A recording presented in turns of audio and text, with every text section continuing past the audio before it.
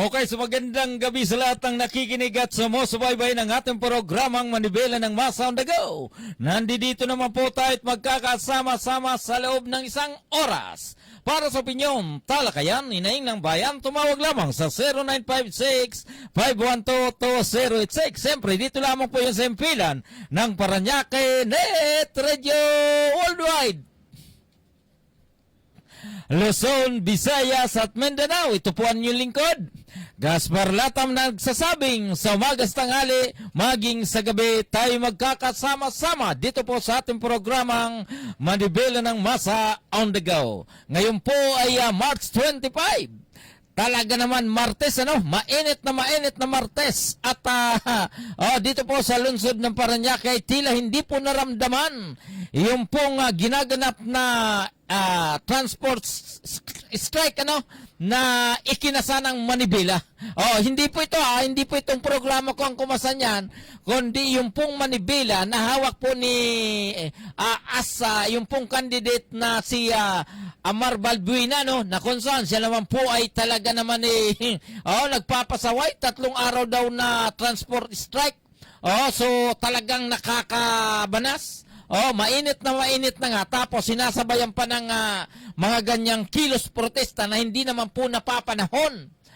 Kapag ganyan na maging senador ng Republika ng Pilipinas, kapag nakarating po yan sa Senado, baka pati yung mga jeep ipasok sa Senado. Diba? So hindi po natin type. Pasensya na doon. So doon po sa ating mga kaibigan at kanina napaka good news. Good news po talaga. Dahil yung pong Abram senior citizen, nagkaroon po ng pagpupulong nagkaroon po sila ng convention diyan po sa City Hall, City Sport Complex, na dinaluhan po ng libu-libong senior citizen na taga-lungsod ng Paranaque, lalong-lalo na po dyan sa lugar ng San Antonio. At alam nyo po, the best, dahil talaga naman yung pong serbisyo, ang serbisyo ay magserbisyo sa tao, na kung saan ito naman po ay pinuntahan dumating po ang ating kasalukuyang senador na na ito pong si Senador Bongo. Dahil talagang alam niyo naman po si Senador Bongo, siya po ang may akda ng Malasakit Center na napakarami na pong mga kababayan na natin na nabibinipisyuhan po nitong Malasakit Center. Dahil alam niyo naman po itong si Senador Bongo, batid po natin na sa usapin ng performance diyan po sa Senado ay hindi po talaga siya naiwanan. Palakpakan po natin. At para po natin may pakita ang kanyang pananalita, dahil nagbigay po siya ng pananalita kanina doon po sa mga senior citizen naman na talagang hindi po nagkakandaugaga para po magpaselfie dito po sa ating butihing senador na si Senador Bongo. Kaya Mr. Chairman, pakikasa mo yung kanyang pananalita na kung saan para marinig ng ating mga kababayan na ito pong si Senador Bongo kung dapat po ba talagang pagkatiwalaan ng ating mga kababayan para sa darating na Mayo 12 naman. Mr. Chairman, ikasa mo na. Na nagkakaisa po ang Pilipino kahit isang sulok ng mundo. Kahit isang sulok ng mundo, nagkakaisa. Kita niyo mga OFWs bumabiyahe, pupunta sa Dahig, pupunta sa Netherlands. Magkakaisa sila, talagang nananawagan at nagdarasal para kay Tatay Dico. Maraming salamat sa inyong patuloy na suporta. Alam niyo, kung narinig lang po kayo ni Tatay Dico, lalakas po ang Lord. Alam ko, malungkot si Tatay Dico at his age. Kumbaga, manghihina yun. Pero pag narinig niya po, yung sigaw ninyo at ang suporta ninyo at dasal nating lahat para sa kanya, alam ko, lalakas po ang loob ni Tatay Dico. Hindi mo siya mawalan ng mag-isa. Sa Diyos na po niya lahat, hindi po siya pamabayaan ng Panginoon. Kasi Panginoon naman po, salamat sa lahat ng sumusuporta. Ang sulok ng mundo, dito sa bayan natin, sa Pilipinas, o mga OFWs natin, salamat po sa inyo. Ayan, so kanina, tinatanong po si Senador Bongo nung ating mga kapwa kasama naman sa trabaho, tinatanong dahil malapit na po pala itong mag-birthday, ito pong si dating presidente na si Pangulong Rodrigo Duterte. Sa May 28 po pala, March 28, ay birthday niya. Parang pang 80 years old yata, no? Talagang medyo may edad na. At siyempre, ang mensahe pa rin ng buting senador, sana maging maayos ang kanyang kalusugan. Yung wish niya, maging maayos ang kalusugan. Ganun din po, ang wish niya rin hanggat maaari, ay siya rin po ay maibalik po rito sa Pilipinas. Opo, dahil sabi niya, ang main concern niya, yung po talagang kalusugan ni dating presidente na si Pangulong Rodrigo Roa Duterte. Kaya yung pong ating mga kaibigan na nasa pamahayag, hindi po maiwasan kung ano po ang wish ni Senator Bongo sa kanyang birthday at ganoon din po sa dating presidente na si Rodrigo Duterte. Mr. Chairman, ikasamo yung video kanina. Minamahal na senior citizens sa ating Abraham Senior Citizens Association, headed by President Victorio Paranigan, and of course, ang aming kaibigan, isang Bisaya rin, si Councilor Rafi de la Peña. Palakpakan natin. Alam nyo, ang tayong mga Pilipino ay kilala po bilang isang family-oriented. Pinapahalagahan natin at nirespeto natin ang ating mga lolo't lola dahil kung wala po si lolo't lola, wala yung anak, wala si tatay at nanay, wala po kami. Kaya kilala naman po ang Pilipino na inaalagaan ng lolo't lola. Lahat tayo tatanda. Ako rin po, 50 years old na po ako. 10 years na lang po, senior citizen na rin po ako. Subalit, ako naman po yung naniniwala na dapat ang gobyerno po tutukan natin ang ating mga senior citizens. At ako po bilang inyong senador sa nakaraang almost 6 years na po, since 2019, I have authored 16 laws. I have principally sponsored 82 laws, yung mga hospital, yung upgrading hospital, and I co-authored and co-sponsored 185 laws. At wala po akong absent sa Senado kahit isang session po. Dahil bisyo ko po ang pagserbisyo sa ating mga kababayang Pilipino. At isa po ako sa nagsulong nitong Republic Act number 11982. Isa po ako sa author at co-sponsor. Ito pong batas na ito kung hindi na natin kailangan umabot tayo ng 100 years, no? So simula sa 80, 85, 90, 95 ay may matatanggap na po kayo na cash gift mula po sa gobyerno, mga kababayan ko. At syempre, hindi rin natin kinalimutan ang mga senior citizens na indigent at kapos sa buhay. Isa po ako sa nag-co-author ng Republic Act number 11916 o yung nag-amend dyan sa Senior Citizens Act na itinaas po yung social pension na matatanggap po ng indigent senior citizen from 500 to 1,000. At mga kababayan ko, bilang inyong chairman ng Committee on Health, isusulong ko yung mga programang serbisyo medikal na makailapit natin sa ating mga kababayan. Tulad ng Malasakit Center, tulad ng Super Health Center at Regional Specialty Center. Ang Malasakit Center po, meron ng 167 na Malasakit Center sa buong Pilipinas. At meron po kayong Malasakit Center dito po sa Parañaque. Lapitan nyo lang po para po yan sa Pilipino. Kung meron po kayong kailangan operahan sa Heart Center, Orthopedic Center, magsabi lang po kayo, may Malasakit Center din po doon, tutulong rin po ako sa inyo. Pati pamasahin niyo po hanggang makauwi kayo sa pamamahay ninyo. Tutulong po ako sa abot ng aking makakain. Ngayon, ito rin po Super Health Center, iba rin po ito. Ang Super Health Center po is a medium type of a polyclinic. Pwede po dyan yung panganganak, dental, laboratory, x-ray, dyan po yung konsulta ng PhilHealth. Tandaan natin, lahat ng Pilipino, miyembro tayo ng PhilHealth. At binabantayan ko ang PhilHealth para sa Pilipino dahil sobrang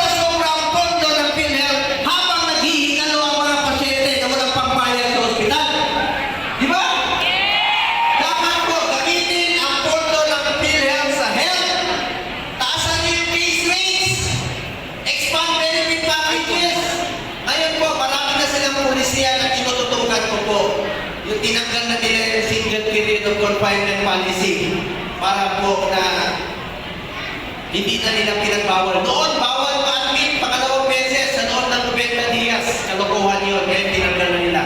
Yung 24-hour confinement policy na kailangan mo magpa-admit ng 24 hours. Ngayon po, papalitan na nila ng mga emergency packages. Libre na po check-up sa ngipin, check-up sa mata, mga MRI po. Yung top 10 mortality diseases ay include na po tatasan nila. Tututukan ko po ang PhilHealth para sa Pilipino bilang chairman po ng Committee on Health.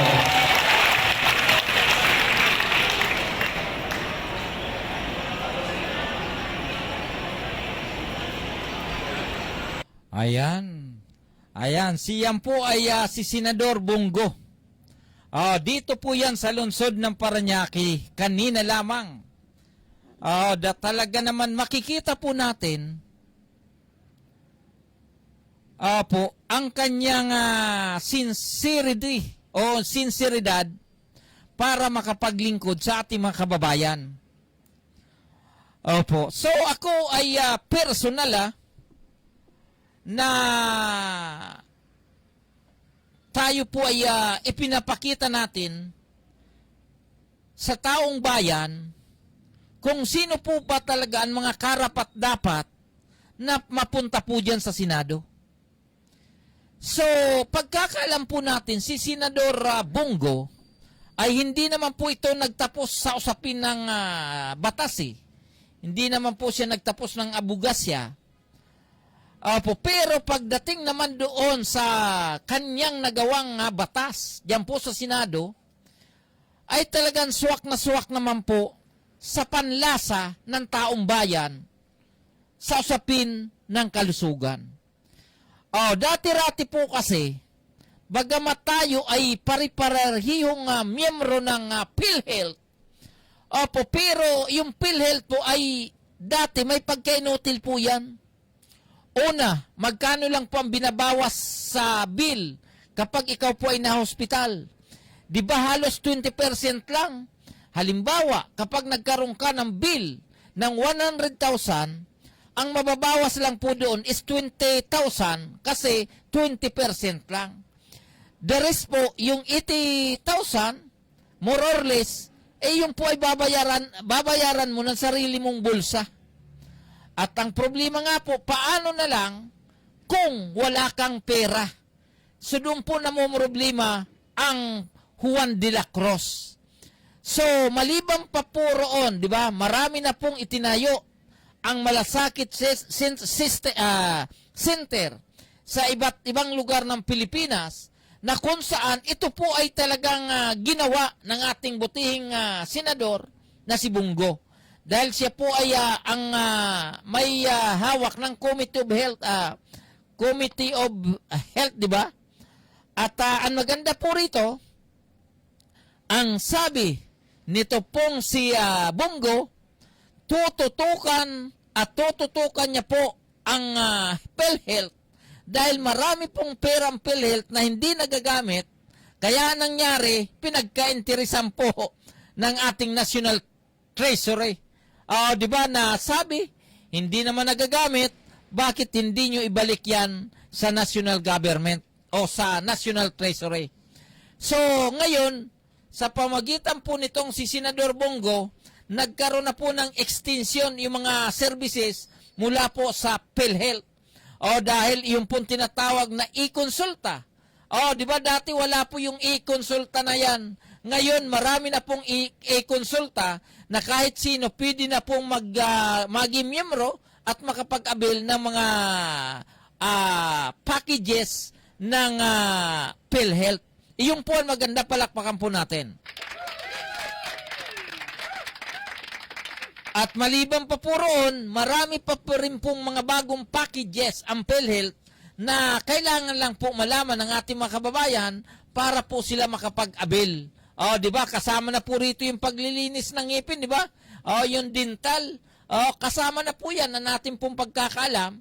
At dahil nga po si Senador Bongo ay tutok nga po sa usapin ng kalusugan, sa usapin po ng PhilHealth, kaya po siya ay nararapat na maibalik sa Senado sa darating na July at dapat pagkatiwalaan ng taong bayan sa darating na Mayo 12, national and midterm election naman.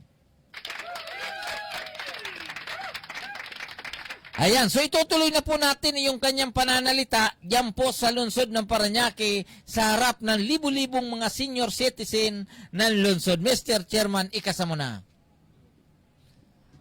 Okay.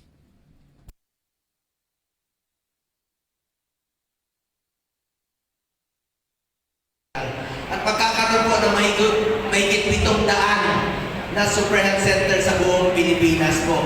Halimbawa, sa ating sa Mindanao, sa Visayas, nakakalat na po ang super health center. Sino po taga Mindanao rito? Mindanao sa inyo. Sino po taga Visayas? Ako po ay isang Batanggenyo na Bisaya, no? Ako po ay laking Mindanao, pero matagal rin po ako sa Quezon City, nakatira 10 years. Pero marami akong kamag-anak na Ilonggo. Batanggenyo ako, Bisaya. Sino Ilonggo sa inyo? Linte. Lahat ng mga Ilonggo, pinsan ko. So lahat kayo, Lola, kamag-anak tayo kasi ang tawag sa inyo, Ilonggo. Ang pangalan ko, Bongo. Pinsan tayo lahat.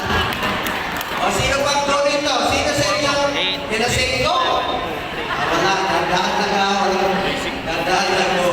Mga kababayan ko, maraming salamat po sa inyo. Pangatlong naging prioridad ko po, Regional Specialty Center. Patas na po yan. Isa po ako sa nagsulong. Ako po, principal sponsor.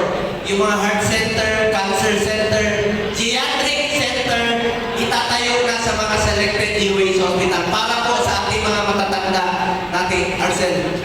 Yung geriatric care po, ulitin ko lang po sa inyo. Importante po sa akin ang mga senior citizens. Kaya bilang principal sponsor ng Regional Specialty Center, sa mga selected DOH hospital sa buong Pilipinas, maglalagay po ng mga geriatric care para po sa ating mga senior citizens po yan. Importante po yan. Alagaan po natin ang ating mga lolo at lola. Tuwing tayo senior na, lumalabas yung sakit, dapat po yung meron masasandalan ng ating mga lolo at lola. Hindi na po kayo makapagtrabaho, dapat po proteksyonan kayo, tulungan kayo ng gobyerno. Kaya ako po, isusulong ko yung mga programa makakatulong sa ating mga senior citizens po para pagtandaan ninyo, kampante naman po kayo. At yung mga programa isinusulong ko bilang senador, yung makakatulong sa mga mahihirap po. Pro-poor programs po unahin ko. Chairman din po ako ng Committee on Sports. Iniinganyo ko po ang lahat to get into sports, stay away from drugs to keep us healthy and fit. Pag tayo ay physically fit, hahaba po ang ating buhay, di ba? Hahaba po ang ating buhay. Mas healthy po tayo. Importante yan. Proud po ako bilang chairman ng Committee on Sports. Nakamit po natin ang first ever gold sa Tokyo Olympics 2020. Ngayon naman, nakadalawang gold tayo sa 2024 Paris Olympics po. Nakaka-proud po bilang isang Pilipino po. Suportahan natin ang ating mga atleta. Isa po ako sa author at co-sponsor ng National Academy of Sports sa New Clark City. Meron na tayong eskwelahan na pwede mag-aral at the same time mag-training ang student-athlete. National Academy of Sports. Yun po ang gusto kong paramihin pagdating ng panahon. National Academy of Sports sa New Clark City. Pwede na po mag-aral at the same time mag-training ang student-athletes. Chairman din po ako ng Committee on Youth sa ating mga apo, mga kabataan, mag-aral kayo ng mabuti. Kayo po ang kinabukasan ng bayan ito. At masaya po si nanay at tatay at si lolo at si lola tuwing nakakapagtapos po ng pag-aaral ang kanilang mga apo. Asahan niyo po, bukas ang aking opisina para sa inyo lahat. Mga lolo at lola, mahal na mahal ko po kayo at ang inyong kapakanan ay isusulong ko po parati sa Senado. At bukas po ang aking opisina para sa inyong lahat. Huwag po kayo mag-atubiling, lumapit po. Ng Malasakit Center, pero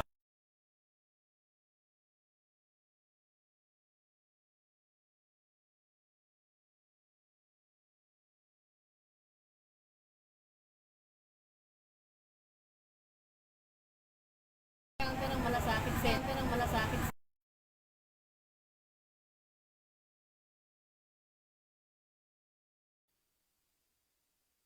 Ayan. So, oy, ano nangyari dyan? Tanggalin mo na yan. Tagilid eh. So, yun po yung babae na yan. Yun po yung na-interview kanina yun. Pwede naman sana kahit walang sound. Ano. So, ayan. So, yun po ano. At inuulit po natin si Senador Bongo. Kanina po ay nandito sa lungsod ng Parañaque at siya po ay nagbigay ng mahalagang pananalita doon po sa ginawang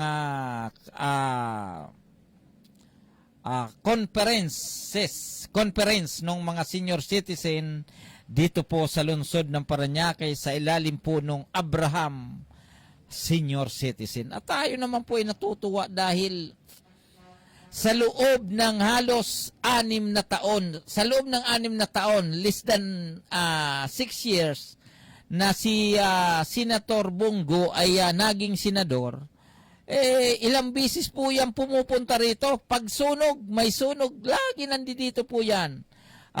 Kung hindi po makarating si Senador Bongo, kasama po yung kanyang mga tauhan. Sila po ang naghahatid ng tulong sa oras na may kalamidad, lalong-lalo na po yung sa mga nabibiktima ng sunog. At alam niyo po yung MC niyan maganda. Dahil kamukha po ni kamukha po ni dating Pangulong Duterte. Dahil siya po ay nagkikwento tungkol doon sa, sabi niya, siya daw po ay dating taxi driver doon po sa Davao. At nakasakay daw po sa kanya si Pangulong Duterte. At sabi nga po ay tila siya po ay natuto at tila yung pong kanyang kilos, pananalita at forma ay ginaya niya po si dating Pangulong Duterte. At ang maganda po roon ay siya po ay binigyan ng trabaho at sa ngayon nga po ay siya ay kasama ni Senador Bongo naman. Opo, so doon po sa ating mga kababayan, inuulit po natin, ang senador po natin na pipiliin sa darating na May 12 ay 12 naman yan. Opo, 12. So may karapatan po tayong pumili kung sino po ang gusto natin at kung sino talaga ang dapat natin piliin. Opo, napakaraming aspirante po dyan. Mahigit laya. Hindi ko alam kung ilan lahat po yan, pero mahigit yatang 60. Di ba kasi marami nga eh.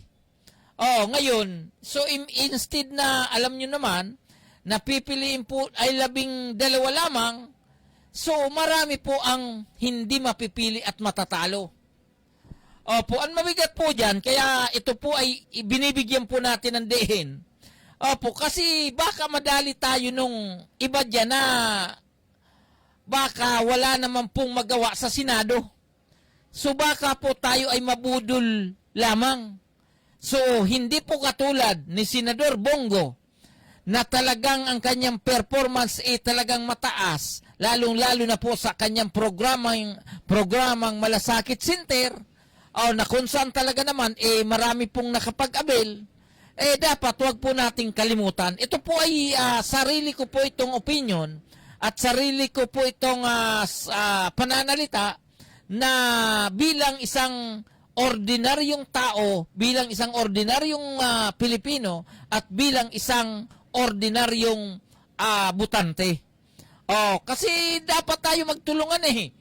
Di ba? Kasi kung hindi natin tutulungan yung dapat at karapat-dapat na maupo dyan sa Senado, sayang naman, 6 na taon sila mag-uupo, ibubutas lang naman po pala ng upuan. Kaya po, nung nakaraan, di ba, sinabi ko si Manny Pacquiao na ang puso niya ay talagang sa mahirap dahil yun po ay kanyang naranasan. Pangalawa, ito pong si Kiko Pangilinan, dahil ang purpose noon, dahil ang kanyang programa ay nakapokus naman sa agrikultura, na sinasabi niya na kapag siya po ay binigyan uli ng pagkakataon ay talagang yung pong sa usapin na magsasaka ay kanyang tutulungan. At ngayon nga po, pangatlo, ay ito pong si Senador Bongo dahil siya po ay isang probinsyano naman, siya po ay galing Mindanao at sabi niya nga po ay siya po ay ang lahi niya po ay Batanggenyo. Tapos ang nanay niya o ang ano niya ay Bisaya at siya naman po ay lumaki sa Mindanao at talagang naging sabi nga po kanang kamay o alaalalay ng dating presidente na si Pangulong Duterte at siya naman po ay napunta diyan po sa Malacanang at dahil nga po sa tiwala ng dating presidente, siya po ay pinatakbo bilang senador noong 2019. In short, siya po ay nanalo, kaya po ay siya ay naging senador mula po noong 2019 at hanggang ngayon at magtatapos po ang kanyang termino sa darating na June 30. Kung hindi po natin mapipili. Ngayon, kapag hindi po natin siya mapili, paano na po ang kanyang mga programa sa usapin ng Malasakit Center at iba pang mga benepisyo ng mga senior citizen at ganoon din po doon sa ating mga nangangailangan sa usapin ng hospitalization naman. At ang sinasabi niya nga po, kapag siya po ay palarin uli, tututukan niya ang usapin sa PhilHealth dahil maraming pira po ang PhilHealth pero kulang ang benepisyo na ibinibigay sa tao.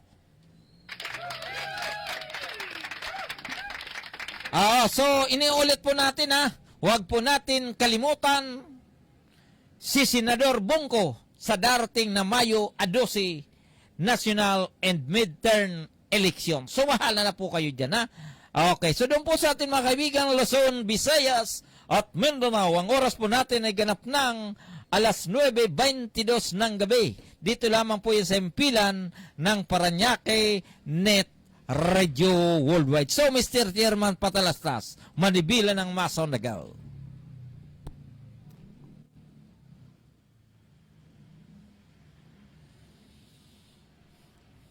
Values. Narito na ang programang Manibela ng Masa on the go. Pumipili, umarangkada, bumubusina para sa mga pangunahing isyu at sariwang mga kaganapan araw-araw.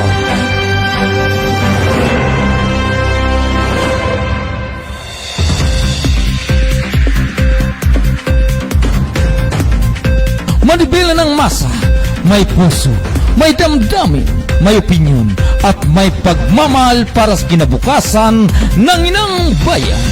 Manibela ng Masa, naririnig, napapakinggan ng sambayanan mula sa impilan ng Paranaque Net Radio Worldwide.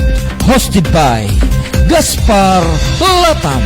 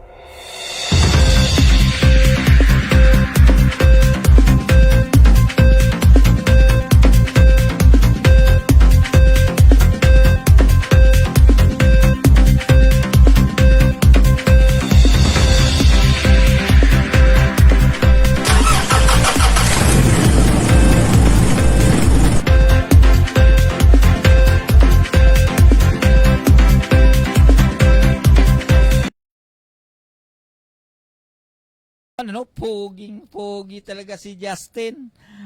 So sabi ni Justin, regards, pa-shout out. Aba naman, alam niyo po itong si Justin Trinidad. Isa po siyang pampublikong serbisyo naman. Lingkod bayan po yan. At ang maganda po sa kanya, ay sabi nga po, bagamat Justin Trinidad, ay madali po siyang makilala dahil marunong bumate. Aba, talaga naman. Pang malakasan si Justin. At siya po ay nasa tinatawag na Civil Security Unit or Civilian Security Unit nasa ilalim po ito ni Task Force, ano ba ito? Masji po ito, Mayor Action Support Group. Oh, Justin, wag mo na ikwento kay Kuya Arman, baka pagalitan tayo, ano? Si Justin po ay miyembro ng Mayor Action Support Group sa ilalim po ng pamumuno ni Kuya Arman Salazar. Regards ko po kayo dyan, Justin, 10 ng iyong mga nanay at tatay na isa ring mga Oragon. At regards po natin na Justin at saka yung mga kasama mo dyan sa lugar ng La Huerta. Regards ko po kayo at isang at magandang gabi po sa inyong lahat. Okay, so hindi tayo makamove on kay Senador Bongo, ano, kasi yung po kaya kasi ang kanyang yung kanya pong malasakit center ay talagang napakaganda at yung pong may isang nanay doon na interview nga dahil nagpasalamat kay Senador Bongo dahil sabi niya, Senador, maraming salamat po. Dahil po sa inyo, ako po ay buhay pa ngayon. O dahil siya po ay na hospital po at malaki po yung bill sa pamagitan po nung malasakit center, siya po ay naoperahan. So palakpakan po natin.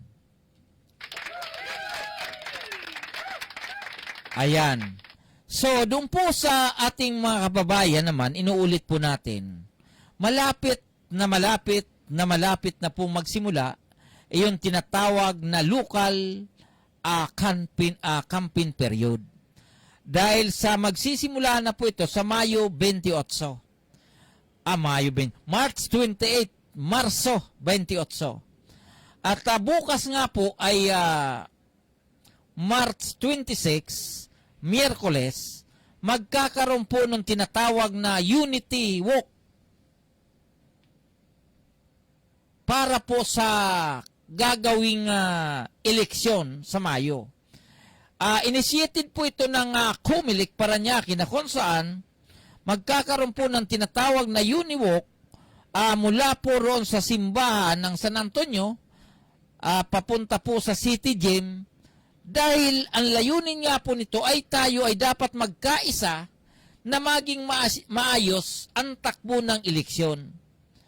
So, bagamat sinasabi nga po natin na dito sa lungsod ng Parañaque ay wala naman pong madugo o hindi po ito nagiging sabi nga po nila kapag may eleksyon, may halalan, hindi po nagkakaroon po rito ng sakitan. So, hindi po sabihin natin na magkaroon ng ayaw ko na pong sabihin na nagkakaroon ng patayan, nagkakaroon ng barilan, o ano. Wala po yan dito sa lungsod ng Parañaque. Wala po, in short, during the election period, sila po ay nag-aaway-away, hindi po sa usapin ng lakas, kundi sila po ay sa usapin ng plataforma. Di ba? Sila po ay minsan hindi nagkakasundo sa pagitan ng between dito groups naman, sa kanilang mga political party, political organization. Opo, pero hindi po nagkakasakitan. So, salita lang sa usapin ng plataforma. At magbigat nga po rito, nangyayari na yung pong mga politiko, yung mga kandidato, sila po ay nag-uusap-usap, sila po ay nagkakaroon po ng smooth presentation, nagkakaroon po sila ng smooth na pag-uusap naman sa kanilang mga plataforma. Kapag sila po ay nagkikita sa isang lugar, sa isang event na nagkakasabay, sila po ay nagbabatian, sila po ay nag-uusap. But hindi po ito katulad doon po sa mga supporters o yung mga leader ng politiko doon po sa kanilang mga barangay, doon po sa kanilang mga sityo. Opo, kasi may mga leader na sila po ang unang nag-aaway. Dati si kumare, si kumpare nag-uusap, si kumare, si kumpare nagkikwentuhan. Ngayon nagkaroon po sila ng ibang grupo o ibang kandidato na sinusuportahan. Ay minsan hindi na po sila nag-uusap, minsan sila po ay nagbabangayan pa. Di ba? Dati-rati yung kapitbahay nila kapag umaga winawalisan na po yung kasama na pong winawalisan yung kalsada o yung bakuran ni kumare, ngayon hindi. Oh, hindi na po sinasama bagkos yung basura mula po sa kanila itinatapon doon sa harap ni Kumari pag madaling araw. Iyon po ay nagiging problema. Oh, di ba? Kasi hindi sila magkasundo doon sa kanilang kandidatong sinusuportahan. Diyos ko naman mahabagin. Matatanda na po tayo. Tayo po ay panahon na po ng computerized na ngayon. Panahon na po ng digital. Panahon na po ng online. Sana baguhin na po natin ang usapin sa mga tuwing eleksyon na nag-aaway-away tayo dahil kapag yun po ang pinairal ninyo, wala po tayong mararating. Kasi kapag tayo nag-aaway-away, pagkatapos mag-aaway-away din yung mga nanunungkulan, ang pagdating sa dulo niyan, ang talo, ang taong bayan, ang talo, tayong mga mamamayan ng bansang Pilipinas. Oo, di ba, Justin? Mabuti po ito si Justin, wala po itong kaaway, lahat niya kaibigan. Di ba? Kahit yung MBPL, ano ba yung number ng MPBL? Nakalimutan ko, Justin. Di ba? At least tayo po ay tayo ay nakatikim ng tinatawag na Starbucks coffee. Masarap pala ang Starbucks. Masarap, ubod ng pait. Kahit talaga naman. Sabi ko, hindi ba masama yung binanggit ko yung brand? Hindi naman siguro masama kasi mapait naman talaga ang kape. Di ba? So hindi naman siguro masama, Justin. Kapag tayo napagalitan, ikaw ang ituturo ko. At siyempre si Sir Jerry Alianige, nasa online naman. So regards ko po kayo dyan po sa lugar ng Santo Niño at magandang gabi po sa inyong lahat. So tinatalakay po natin ito kasi di ba, dito po sa Metro Manila talagang mainit na mainit ang usapin ng politika. Lalong-lalo na po dyan sa lungsod ng Maynila. Talagang mainit dyan sa pamagitan ni Isko at saka ni Sam Bersosa. Mainit na mainit ang labanan dyan. Ganun din po rito sa Pasig. Sa pagitan po ni Vico Soto at saka ni Diskaya naman, na kung saan tila mainit din. Pero dito sa iba, the rest, hindi ako masyado naiinitan. Bagkos, ramdam ko yung init ng panahon. Di ba? Kasi dito po sa lungsod ng Paranaque, tanggapin po natin ang katotohanan. Talagang sabi nga po nila, yung mga tumatakbo hindi po match sa usapin ng mayoralty. At medyo mainit lang sa usapin ng vice mayor. Ganon din po sa congressional position naman, diyan po sa distrikto. Pero the rest, doon po sa mga konsyalis na tumatakbo ngayon, at doon po sa District 1, Congressional District 1 naman, wala talaga, hindi, sabi nga po nila, talagang, kung sila po ay, ayokong banggitin yung salitang sabong, kaya lang sila po ay talagang lamang na lamang sa labanan. Pero sabi nga po nila, yung pong mga nagyayabang na sabi, ako naman walang talagang malakas na tayo. Lamang na tayo. Pero ang problema dyan, bagamat ikaw po ay lamang na lamang, pero hindi pa talaga nabibilang ang baluta.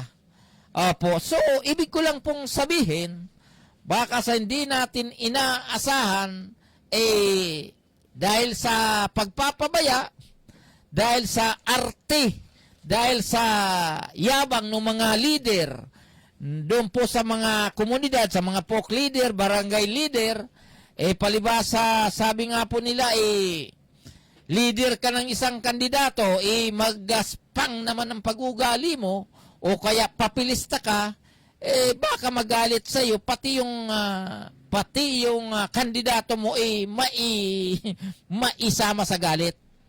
Kaya ingat-ingat po tayo. Lalong-lalo na po yung mga leader, iwasan nyo po masyadong papilista o mambabakaw kasi hindi po maganda yan. Kasi naipapanalo ang isang politiko hindi po sa pamamagitan mo o kundi sa pagtutulungan ng bawat isa mula po sa leader, sa kandidato, ganun din po sa mga botante. Kaya po nananalo ang isang politiko, hindi po sa nagbabakaw na leader ng politiko. Ayan, doon po sa ating mga kaibigan, Luzon, Visayas at Mindanao, ang oras po natin na ganap ng alas 9:35 ng gabi. Dito lamang po yan sa impilan ng Paranaque Net Radio Worldwide. So inuulit po natin sa ating mga kababayan, bukas magkakaroon po ng tinatawag na Unity Walk dito po sa lungsod ng Paranaque. Inisyatibo po nito ng COMELEC dito po sa ating lungsod na sana naman maging matagumpay ang panawagan ng ating Commission on Election. Oh, di ba? Okay, so lilipat pa rin po tayo sa usapin ng panibagong isyo, pero may kinalaman pa rin po ito sa usapin ng politika na kung saan ay pinayagan po ng COMELEC tungkol po doon sa tinatawag na partisan, na kung saan from national level down to local level ay magkakaroon po ng tinatawag na campaign period sa usapin ng partisan.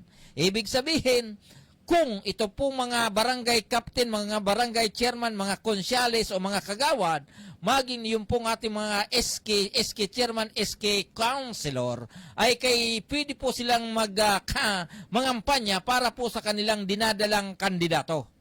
So, malinaw na wala pong exemption doon po sa mga barangay official, lalong-lalo na po yung mga elected official mula po sa national down to local level, ay pwede po silang mangampanya batay po doon sa gusto o doon po sa kanilang partido na kanila pong dinadala. So, yun po ang batay po yun po ay sinabi sa rules ng COMELEC naman. Pero doon po sa mga empleyado ng mga public official naman, hindi po ito binding. Bawal po ito dahil sila po ay mga empleyado ng gobyerno na hanggat maaari, lalong-lalo na kapag sila po ay duty, ay mahigpit na ipinagbabawal na sana wag po silang sumabay o wag po silang makisawsaw sa politika. Ganon din po yung mga men in uniform natin o yung mga alagad ng batas ay talagang ito po ay pinagbabawal ang kanilang pakikialam sa kampanya. Diba? Yun po ang ating pagkakaalam naman. Opo, sana ito po ay maging malinaw sa ating mga kababayan na hanggat maaari, yung mga men in uniform ay hindi po pwedeng makialam sa takbo ng ating politika, sa takbo ng ating pangampanya, maliban na lang po kung may hindi magandang kaganapan o may panganib na aari mangyari doon po sa lugar kung saan nagkakaroon ng pangampanya na kung saan nandoon po ang ating mga kandidato.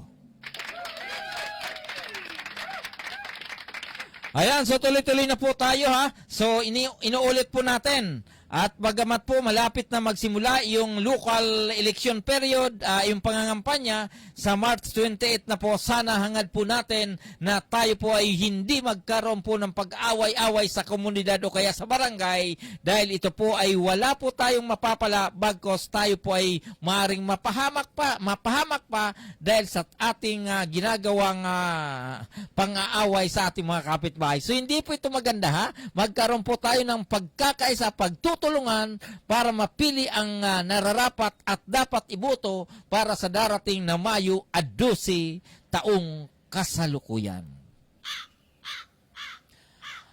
Ayan, okay. So doon po sa ating mga kaibigan, tuloy-tuloy na po tayo, Mr. Tierman. Pakikasamo yung ating patalastas, yung tinatawag na Drug Prayer World International, dahil ito naman ay may mainit na usapin tungkol po dyan sa usapin ng ipinagbabawal na droga. Sabi nila kung gagamit ako ng coke, makakapag-party ako buong magdamag. Ang ganda. Salamat, ma. Sige, anak. Mag-enjoy tayo mamaya. Okay ka lang ba? Oops, teka.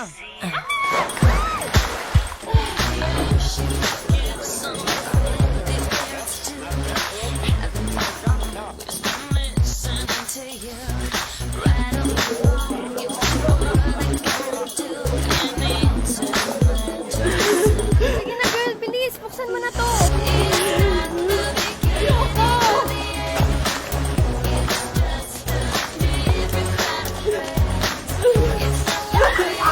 Sabi nila kung gagamit ako ng coke, makakapag-party ako buong magdamag. Nagsinungaling sila. Alamin ang katotohanan tungkol sa cocaine. Drugfreeworld.org. Mamahalin niya raw ako habang buhay kung hihit-hit kami ng crack. Diyan ka lang! Tumahimik ka! Tahimik! Wala kang kwenta! Isa ka lang! Mahal kita! Tumigil ka sabi! Tama Sinusubukan na! ko tumulong!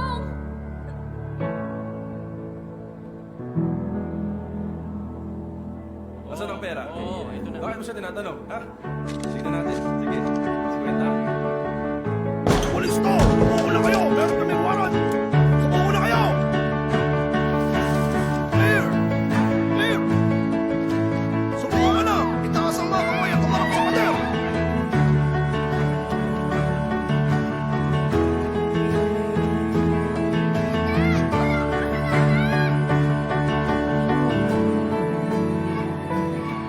Mamahalin daw niya ako habang buhay kung sasabayan ko siyang humit-hit ng crack.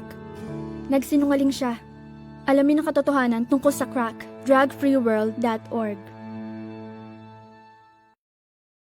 Sabi nila makakatulong ang shabu na makapasa ako sa mga exam.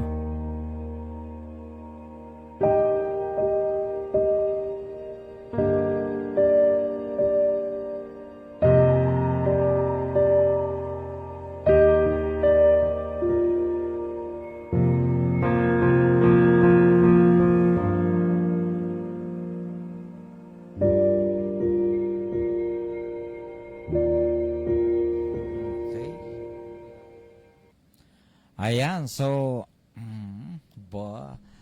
so yun po ay galing sa Drug Free World International.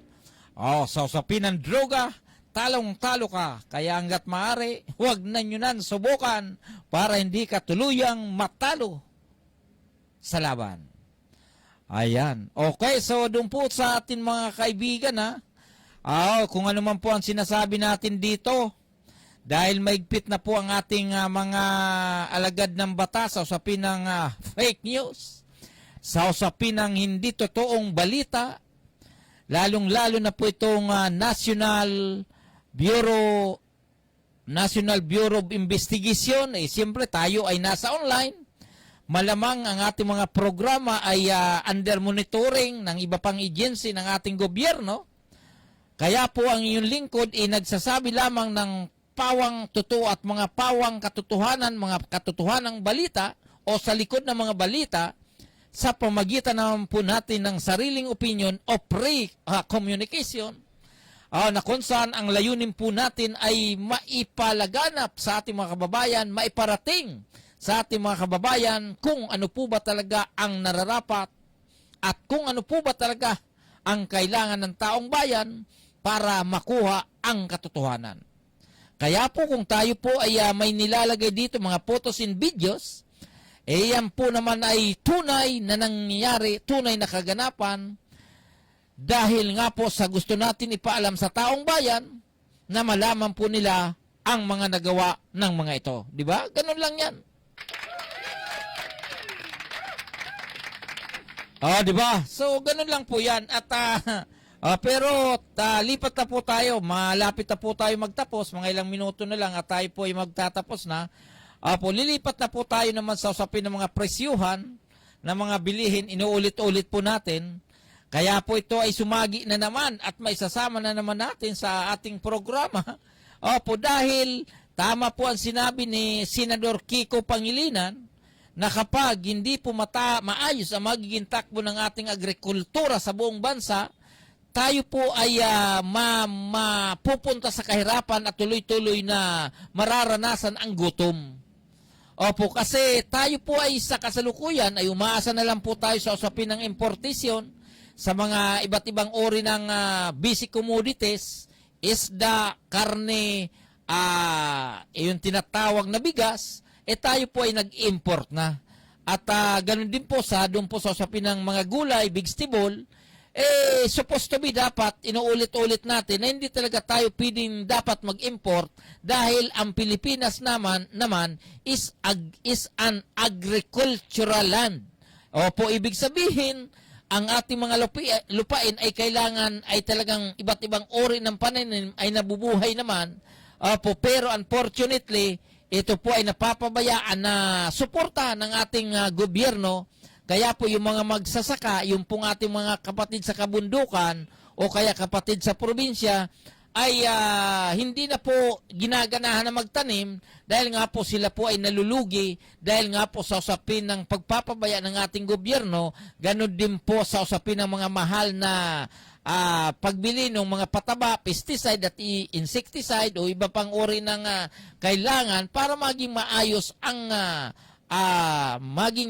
ang bunga o magiging maayos yung magiging produkto naman o magiging ani ng ating mga kababayan. Opo, kaya inuulit-ulit po natin, lalong-lalo na po sa usapin ng party list na kung saan ang pipiliin po natin ay isa lamang pero ang upuan sa Kongreso ay aabot po ng 63. In short, 63 pong party list ang uupo sa Kongreso. Opo, ngayon, kung makapili po tayo mga party list na may kinalaman po sa usapin ng agrikultura, sila po ay magiging representante natin sa national level, malaking bagay po ito.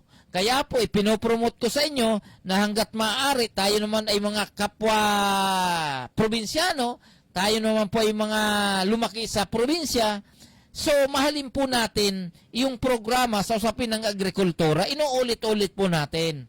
Opo, kasi kung tayo po ay bubuto na naman ng walang pakialam sa usapin ng agrikultura, bubuto na naman po tayo doon sa usapin ng industrialization o yung yung conversion ng lupa natin sa ibang uri ng usapin ng negosyo, pagdating po sa dulo niyan, tayo po ay magugutom po tayo dahil ang lupa po natin na supposed to be ay puno ng mga gulay, puno ng tanim, mababaliwala na po ito dahil ito po ay ibang grupo na po ang may hawak nito. Ang inyong nga pong lingkod ay tila nalulungkot dahil tayo po ay pumupunta naman ng probinsya, going to Quezon, going to Batangas, makikita po natin na napakalawak po ang mga nakatiwangwang na lupa na wala pong pananim, bagkos yung mga nandoon po ibakod lamang. So in short, hindi po nila binubungkal, hindi po nila pinapakinabangan, bagkos nakabakod lamang dahil ito po ay nabili na ng mga negosyante na naghihintay ng tamang presyo ng ng lupa at naghahanap po sila ng mga negosyante na sa usapin ng industrialization o kaya sa usapin ng komersyalismo naman. Kaya sabi ko, sana habang hindi pa naman po nila na gagamit ang lupa, dapat sana makipagtulungan po sila sa gobyerno para yung gobyerno naman ay gumawa ng paraan para yung mga lupang bakante o nakatiwangwang mataniman po ito ng mga produkto na pwede nating mapakinabangan katulad po ng gulay at iba't ibang uri po ng pwedeng itanim diyan po sa lupa. Kaya yung mga masyadong sa lupa, wag niyo nang iboto. Di ba? Yung masyadong makasarili o walang ibang ginawa kundi bakuran niyo yung lupa, wag niyo na munang iboto siguro yan. Di ba? Okay, doon po sa ating mga kaibigan, Luzon, Visayas at Mindanao, ang oras po natin ay ganap ng alas 9:47 ng gabi na kung saan tayo po ay malapit na pong magtatapos sa ating programang Manibela ng Masa on the Go. Kaya po, doon po sa ating mga kasama sa Philippine Digital Media Society Incorporated or PDMSI, ganun din po yung mga kasama po natin sa Paranaque Net Radio Worldwide. Nagkakaroon po tayo ng tinatawag na Media Forum at magkakaroon po tayo sa darating na Marso 27, At huwag po nating kalilimutan, ganun din po ay magkakaroon din po tayo ng iba't ibang activities dahil nga po sa darating na March 28 ay campaign period na po sa local level. Okay, so doon po sa ating mga kaibigan, ganun din po pala, magkakaroon din po ng mahal na araw, At regards po natin ang ating mga kababayan dyan po sa Bicol Region, mga manoy, mga manay, maray na banggi po sa Indugabos, ganun din po sa ating mga kaibigan dito po sa Cavite, dito po sa lugar ng Quezon, and of course, dyan po sa lalawigan ng Bulacan, Pampanga, Pangasinan, Tarlac, maging dyan po sa lalawigan ng Bagyo. Regards ko po kayo. Okay, so malapit na po tayo magtatapos. Siyempre tayo po ay nagpapasalamat sa buong may kapal dahil tayo po ay binigyan ng magandang kalusugan ngayong araw na ito at bagamat sobrang init dito po sa Metro Manila, tayo po ay nakaraos ngayong maghapon. So maraming salamat po sa ating dakilang lumika. Talaga naman po kailangan po natin manalangin dahil so sa araw-araw na hamon ng panahon, sa araw-araw sa hamon ng buhay, kailangan po natin na tayo po ay sumandal sa ating dakilang lumika, kundi ang Panginoong Hesus. Okay, so okay po ba yun? Okay, so doon po sa ating mga kaibigan, Luzon, Visayas at Mindanao. Ito po ang inyong lingkod, Gaspar Latam, na nagsasabing sa umaga, sa tanghali, maging sa gabi, tayo magkakasama-sama dito po sa ating programang Manibela ng Masa on the Go. Bye-bye! God bless us all! Bye-bye! The Paranaque Net Radio Worldwide is the new era for digital media platform and communication. This is created with a genuine purpose, with a mission and vision.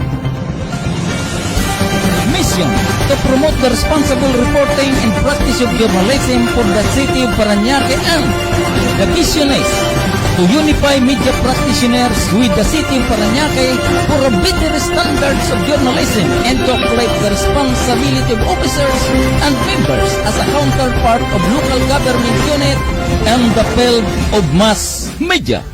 The Paranaque Net Radio Worldwide was established through the crucial determinations between the good and evil, warming to stand as single against the many devil fighting for their own interests. Less than is better than more for the benefits of shiny community and the line of truth, integrity, and honesty.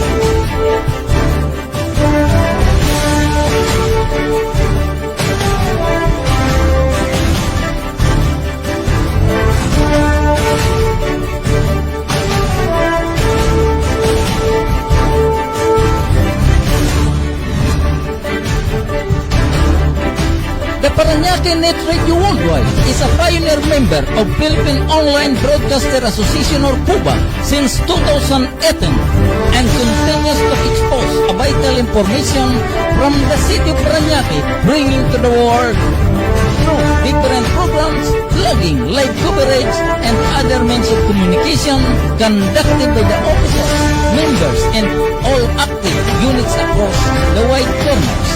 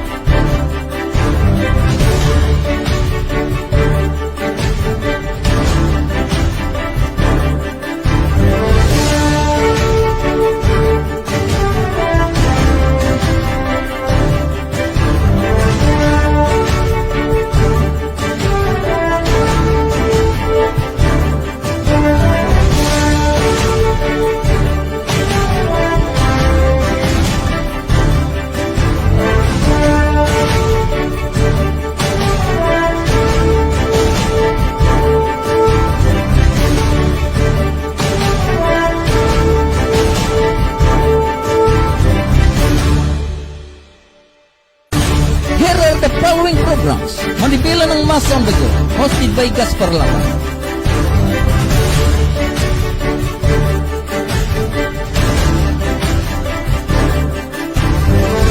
Latin Community, hosted by Bishop Jerry de los Reyes.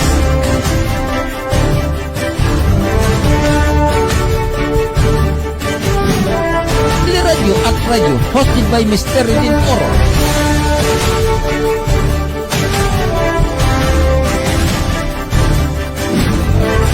Hosted by Professor Jun Matonda. Usapang Kalye, hosted by Radames Jujo Santiago. Arreglo, Sanet Radio, hosted by Mr. Rico Arreglo. Directa, hosted by Freddy Lopez.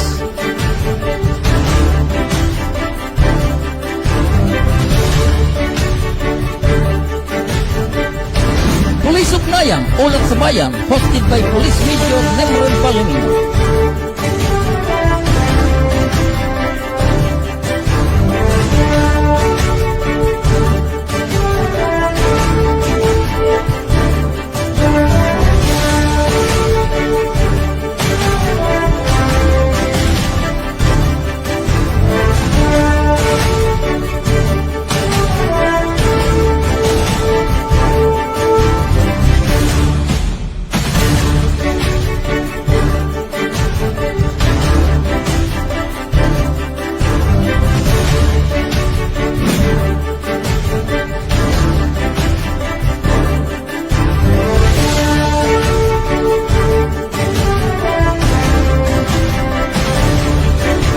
Locals, hosted by Gerald Lata.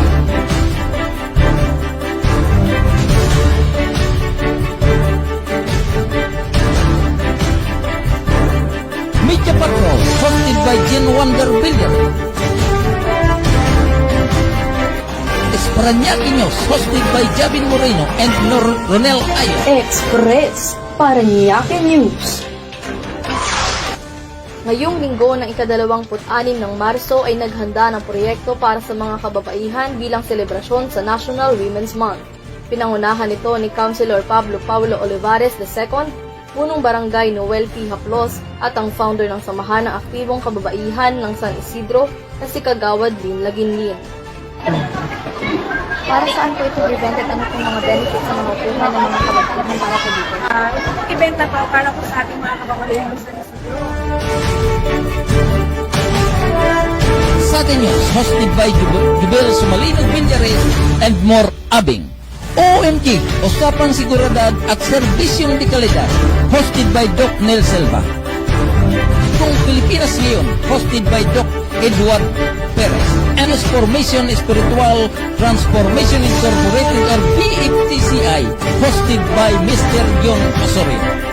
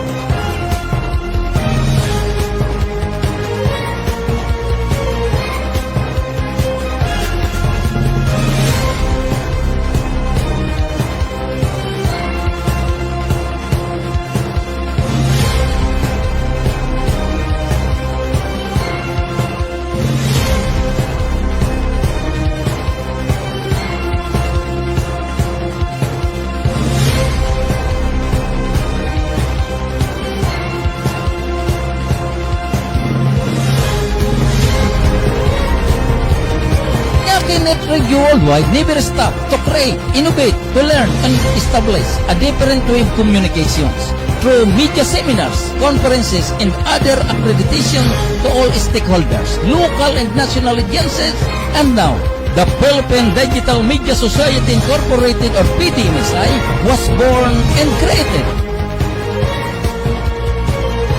Prime innovation of Paranaque Net Radio Worldwide for the Data Society to compete to every corner around the globe with a mission and vision.